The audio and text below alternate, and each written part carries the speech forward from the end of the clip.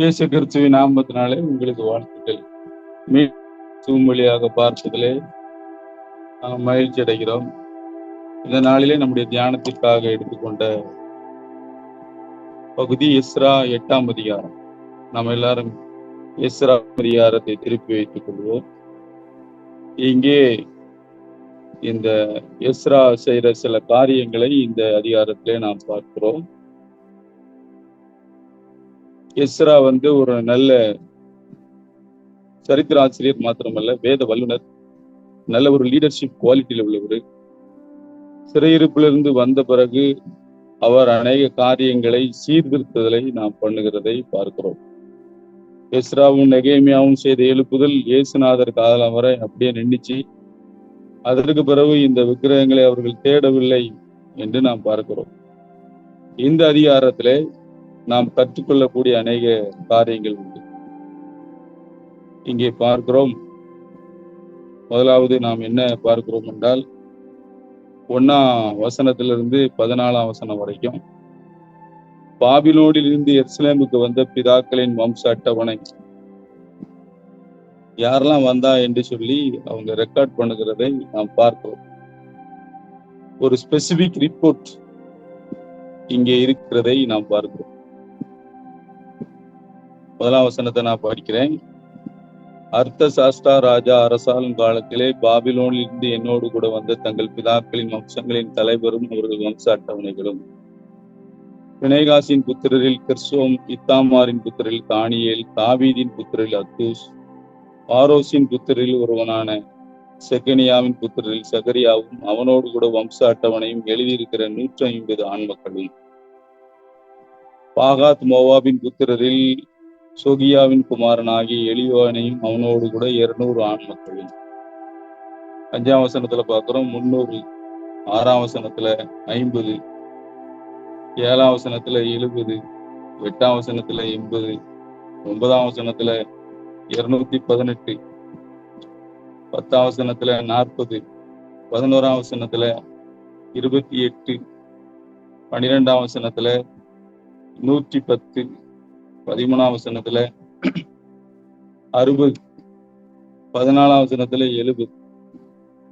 இது எதுக்கு நமக்கு தெரியணும் அப்படின்னா, ஃபர்ஸ்ட் பாயிண்ட் நம்ம இதுல கற்றுக்கொள்ளக்கூடியது, ஒரு ஸ்பெசிபிக் ரிப்போர்ட் ரொம்ப கரெக்டா எழுதுறாங்க. 28ன்னா 28, 30ன்னு போடுறது. நாமளும் எந்த ரிப்போர்ட் எழுதும் போதும் இந்த மாதிரி ஒரு அக்யூரேட்டா நம்ம எழுதுறதுக்கு பழகும். இங்கே முதல் காரியம் அதை நாம் படிக்கிறோம், முதல் 14 வசனங்கள். இரண்டாவது ஒரு காரியத்தை நாம் படிக்கிறோம். அது என்னவெனில், எஸ்ரா வேதத்தை தெரிந்திருந்தபடினாலே அவர் செய்கிற ஒரு காரியம் என்னவெனில், தேவனுடைய ஆலயத்திலே ஆசாரியர்கள் வேலை செய்வதற்காக அவர் படிவிடைக்காரரை அவர்கள் நியமிக்கிறதை பார்க்கிறோம். 15ஆம் வசனத்திலிருந்து 20ஆம் வசனங்கள் வரை பார்க்கும்போது 15ஆம் வசனம் படிக்கிறேன். இவர்களை நான் ஆகாவுக்கு ஓடுகிற நதி அண்டையிலே கூட்டி கொண்டு போனேன். அங்கே 3 நாள் தங்கி இருந்தோம். நான் ஜனங்களையும் ஆசாரியரையும் பார்வையிடும் போது லேவியின் புத்திரில் ஒருவரையும் அங்கே காணவில்லை.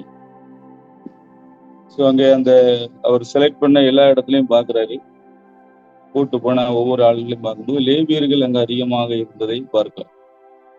16ஆம் வசனம், ஆகையால் நான் எலியேசர், அரியேல், செமாயா, எல்நாத்தான், யாரிப், எல்நாத்தான், நாத்தான், சகரியா, மிகலாம் என்னும் தலைவரையும் யோயாரிப் என்னும் எல்நாத்தான் என்னும் புத்திமான்களையும் அழைப்பித்து கசிப்பியா என்னும் ஸ்தலத்தில் இருக்கிற தலைவனாகிய இத்தோவை இடத்திற்கு செய்தி கொண்டு போக அவர்களுக்கு கற்பித்து, நமது தேவனுடைய ஆலயத்துக்கு பணிவிடைக்காரரை எங்களிடத்தில் அழைத்து வரும்படி அவர்கள் கசிப்பியா என்னும் ஸ்தலத்தில் இருந்து எங்கள் சகோதரனாகிய இத்தோவுக்கும் நிதிநிமியருக்கும் சொல்ல வேண்டிய வார்த்தைகளை சொல்லி கொடுத்தேன். அப்போ ரெண்டாவது என்ன காரியம் நீ கற்றுக்கொள்றோம் அப்படின்னா, ஏற்ற ஆட்களை, அதாவது லேவியர்கள் தான் அந்த தேவனுடைய ஆலயத்தை வேலை பார்க்கணும். அதை கரெக்டா அங்க எஸ்ரா செய்கிறதை நான் பார்க்கிறேன். இது நம்முடைய வாழ்க்கையில ரொம்ப பிரயோஜனமானது. யாருக்கு என்ன அழைப்பு இருக்குதோ அதை பார்த்து நம்ம கரெக்டாக அந்த வேலைகளிலே நாம் அமர்த்த வேண்டும். மூன்றாவது ஒரு காரியம் இந்த அதிகாரத்தில் நம்ம கற்றுக்கொள்ளக்கூடியது, ஒரு திரும்ப திரும்ப வர்றதை நீங்க பார்க்கணும். நீங்க 8ஆம் அதிகாரம் 18ஆம் வசனத்துல பார்த்தீங்கன்னா, அவர்கள் எங்கள் மேல் இருந்து எங்கள் தேவனுடைய தயவுள்ள கரம், அதே போல 22 மத்தியில இருக்கும் தேவனுடைய கரம், அதே போல 31வது வசனத்திலும் இருக்கும், எங்கள் தேவனுடைய கரம் எங்கள் மேல் இருந்து, ஹேண்ட் ஆஃப் காட் அப்படின்னு சொல்லும் போது காட்ஸ் பிரசன்ஸ். எஸ்ரா என்னதான் பிளான் பண்ணாலும், என்னதான் சூஸ் பண்ணாலும், ஆண்டருடைய கரத்தையும் அந்த தயவுள்ள கரங்கும் போது அந்த கிரேஸ் கிருபையை சார்ந்து இருக்கிறதையும், ஆண்டருடைய பிரசன்னத்தையும் அந்த கைடன்ஸையும் நாடுகிறதையும் நம்ம. ஏனென்றால் எஸ்ரா அந்த பிரசன்ஸ்ல வாழ பழகி இருந்தபடியினாலே அவன் எழுதும் போதும் ஆண்டருடைய கரம் எங்களோடு இருந்தது என்பதை அவர் குறிப்பிடுகிறார். இந்த ஒரு காரியம் மூன்றாவது நாம் இங்கே கற்றுக்கொள்கிறோம் என்னவெனில், நாமும் ஆண்டருடைய பிரசன்னம் நடத்துதலுக்கு நம்ம ஒப்பு கொடுத்து கொண்டே இருக்க வேண்டும்.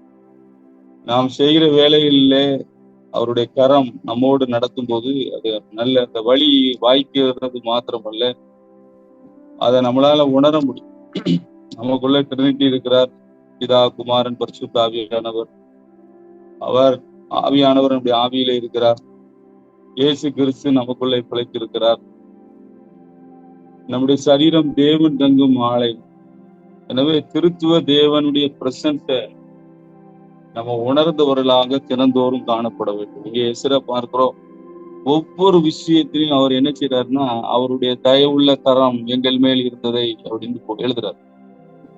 ஸோ இது நம்முடைய வாழ்க்கையில மிக முக்கியமான ஒரு சப்ஜெக்ட்.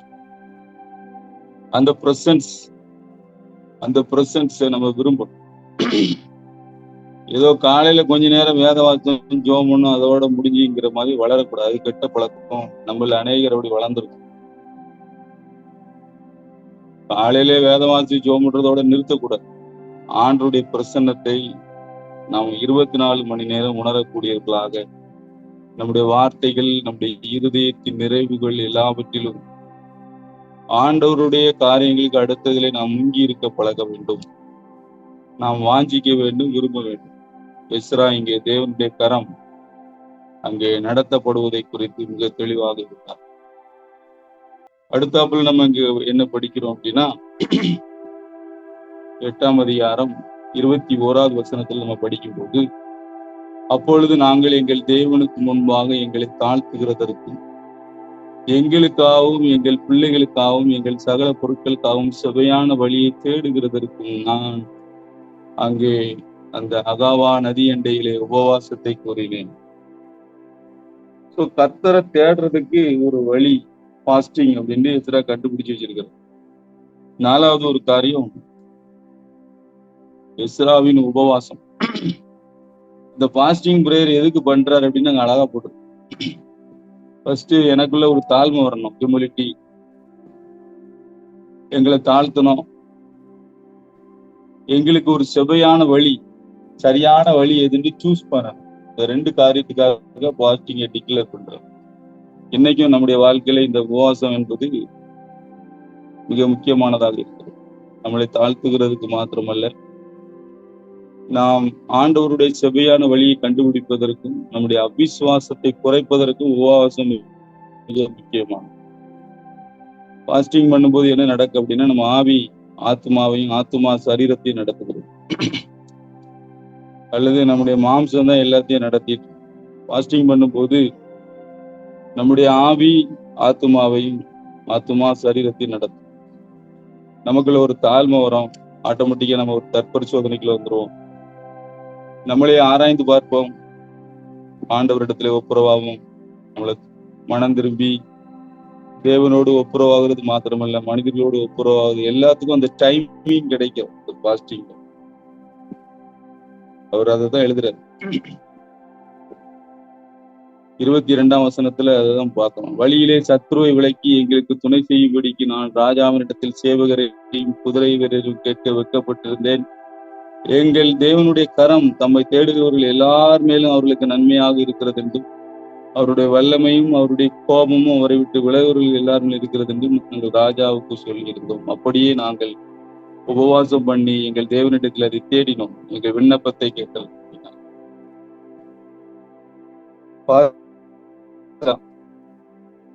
ஜெபம் கேட்கப்படுகிறது. அதான் விசுவாசம். அழகா அதுல போட்டிருக்கு. நாங்கள் கர்த்தரை தேடினோம், எங்கள் விண்ணப்பத்தை கேட்டருளினார். பாஸ்டன்ஸ்ல முடியும். இப்போ மூலம் ஆண்டவர் கேட்கிறாரு, பதில் தருவது விசுவாசம் ரொம்ப ரொம்ப முக்கியம். பழைய ஏற்பாட்டுல இதெல்லாம் நம்ம ரொம்ப தெளிவா படிக்கணும். புதிய ஏற்பாடு வெளிச்சத்துல முழங்கால் போடும் போதே நான் ஜெபிக்கிறதை கர்த்தர் கேட்கிறார். அவர் என்னை கொண்டு பெரிய காரியங்களை செய்வார் என்கிற விசுவாசம் நமக்குள்ளே கொழுந்து விட்டு எறியது. உபவாசத்தை நாம் இங்கே படித்துக் கொள்கிறோம். அடுத்தாப்புல பாத்தீங்கன்னா 24ஆம் வசனத்துல இருந்து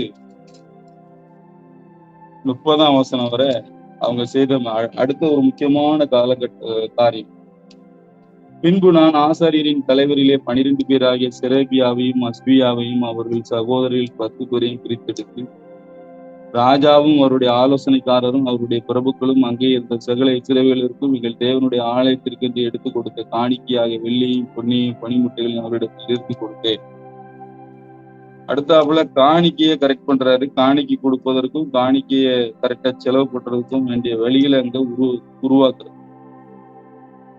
அடுத்ததுல பாத்தீங்கன்னா அவர்கள் கையிலே நான் 650 தாளந்து வெள்ளியையும் 100 தாளந்து நிறையான வெள்ளி பனிமுட்டுகளையும் 100 தாளந்து பொன்னையும் 1000 தங்கக்காசு பொறுமான 20 பொற்கிண்ணங்களையும் பொன்னை போல எண்ணப்பட்ட பளபளப்பான 2 நல்ல வெண்கல பாத்திரங்களையும் எடுத்து கொடுத்து அவர்களை நோக்கி, நீங்கள் கர்த்தருக்கு பரிசுத்தமானவர்கள், இந்த பனிமுட்டுகளும் உங்கள் பிதாக்களுடைய தேவனாய கர்த்தருக்கு மன உற்சாகமாய் செலுத்தப்பட்ட இந்த வெள்ளியும் இந்த பொன்னும் பரிசுத்தமானவைகள். நீங்கள் அதை எருசலேமில் இருக்கிற தேவனுடைய ஆலயத்தின் அறைகளில் ஆசாரியரின் லேவியருடைய பிரபுக்களுக்கும் இஸ்ரவேலுடைய வம்ச தலைவர்களுக்கும் முன்பாக நிறுத்தி ஒப்புவிக்க மட்டும் விழிப்பாயிருந்து அதை காத்துக்கொள்ளுங்கள் என்றேன். அப்படியே அந்த ஆசாரியரும் லேவியரும் அந்த வெள்ளியையும் பொன்னையும் பனிமூட்டுகளையும் எருசலேமில் இருக்கிற எங்கள் தேவனுடைய ஆலயத்துக்கு கொண்டு போகும்படி நிறுத்து வாங்கி கொண்டார்கள். காணிக்கையை ரொம்ப தெளிவா எஸ்ரா கொண்டு ஒப்படைக்கிறத நம்ம பார்க்கணும். கேர்ஃபுல்லா ஹேண்டில் பண்றதை நம்ம பார்க்கணும். இது நாம் இங்கே படிக்கக்கூடிய ஒரு நல்ல படிப்பினை. ஸோ எல்லா இடத்துலயும் இந்த பிரச்சனைகள் உண்டு.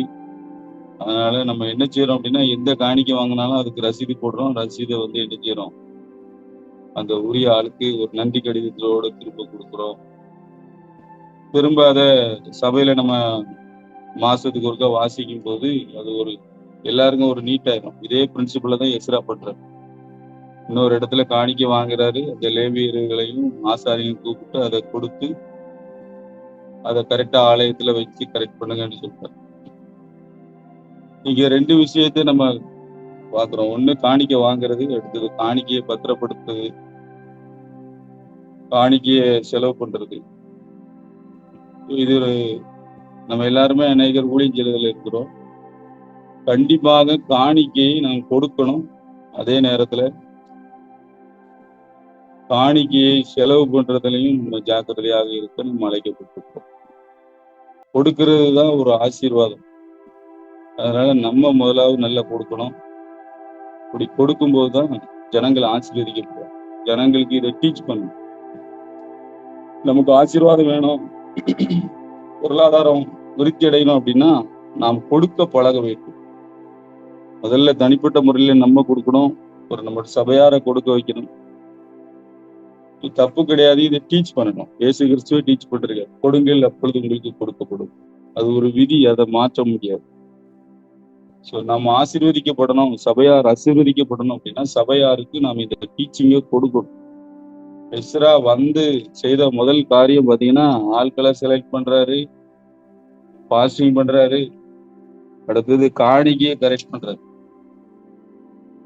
என்ன செய்யணும், அதை எப்படி செய்யணும், நாம இதுல நல்ல ஒரு வெளிச்சத்துல இருக்கணும். எப்படி தைரியமாக சொல்லணும். ஏனென்றால் ஜனங்கள் ஆசீர்வதிக்கப்பட வேண்டும் என்றால் அவர்கள் கொடுக்க பழக வேண்டும். கொடுக்காமல் அவர்களை நாம் ஆசீர்வதிக்க முடியாது. ஆண்டவரே ஆசீர்வதிக்க முடியாது. உற்சாகமாய் கொடுக்கிறதுக்கு நாம் அவர்களை பழக்க வைக்க வேண்டும். இஸ்ரா அதை செய்வதை நாம் பார்க்கிறோம். இன்னும் அந்த அதிகாரத்துல நம்ம பார்க்கும்போது 31ஆம் வசனத்துல 31, 34 பாத்தீங்கன்னா, இந்த நிறையெல்லாம் மக்காலத்திலே எழுதப்பட்டது. இவங்க என்னென்ன செஞ்சாங்களோ அது அவ்வளத்தையும் அவங்க எழுதுகிறார்.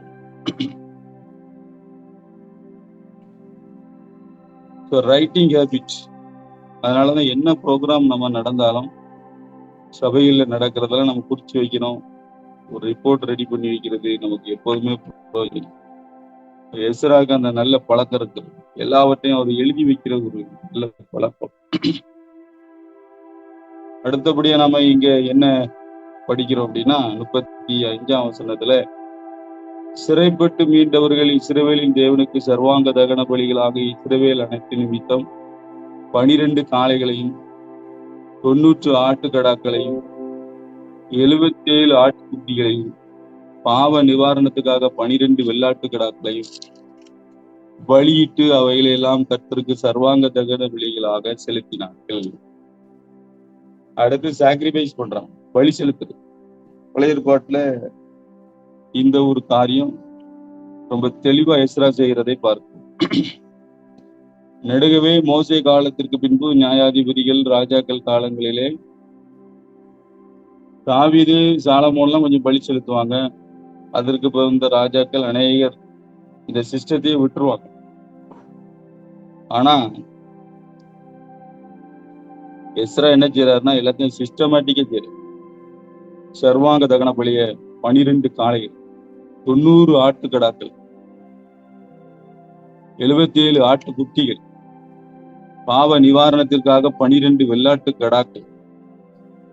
இது எல்லாமே அந்த லேவி ராமத்துல உள்ள சிஸ்டத்தின்படி அவர் செய்யறத பார்த்து, ஒரு ஆசாரியனா இருந்தபடினாலே, வேத வல்லுநனாக இருந்தபடினாலே, அப்போ காணிக்கை, பலி செலுத்துறது, உபவாசம் எல்லாமே பாத்தீங்கன்னா ரொம்ப கரெக்டாக எஸ்ரா அங்கே உரிய ஒரு சீர்திருத்தலுக்கு அவர் செய்கிறதை பார்க்கலாம். இப்ப நாம இப்ப பலியிடுறது இல்லை, ஆனா கிறிஸ்து நமக்காக பலியானார். அதன் மேல உள்ள ஒரு விசுவாசம் நம்மளை தட்டி எழுப்பும்.